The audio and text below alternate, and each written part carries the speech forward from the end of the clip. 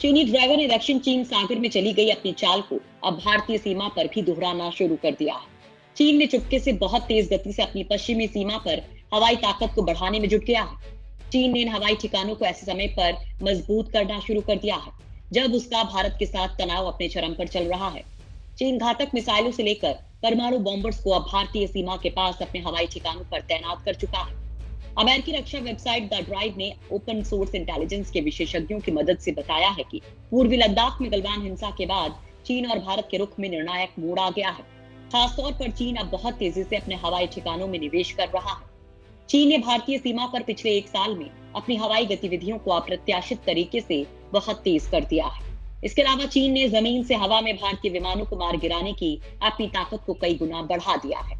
Satellite तस्वीरों से खुलासा हुआ है कि चीन अक्साई चिन से लेकर अरुणाचल प्रदेश की सीमा तक नए ठिकाने, हेलीपोर्ट और रेलवे लाइन बना रहा है। रिपोर्ट में कहा गया है कि चीन की यह तैयारी केवल रक्षात्मक नहीं है और उसका रणनीतिक असर बहुत खतरनाक हो सकता है।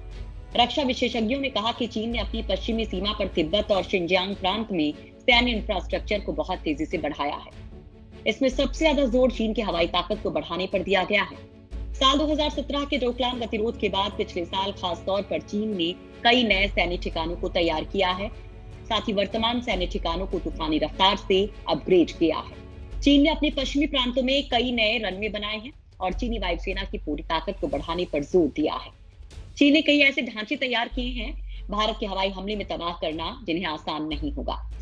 चीन ने अब भारतीय सीमा पर अपनी तैयारी को अलर्ट रहने की स्थिति में कर दिया है। दरअसल चीन लद्दाख में तनाव के शुरू होने के बाद से ही चौतरफा घिरा हुआ है। भारत की कड़ी जवाबी कार्रवाई ने तो पहले से ही पीएलए के सैनिकों के हौसले तोड़ दिए थे।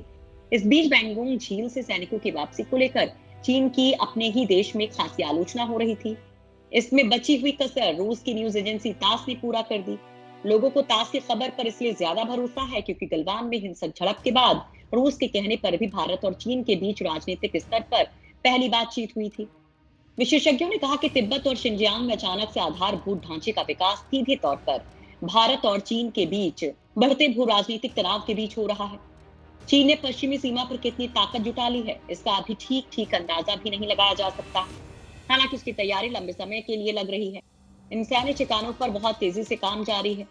विशेषज्ञों का कहना है कि वर्तमान निर्माण चीनी तैयारी का अंत नहीं है बल्कि उसके मंसूबे अभी और ज्यादा करने के हैं।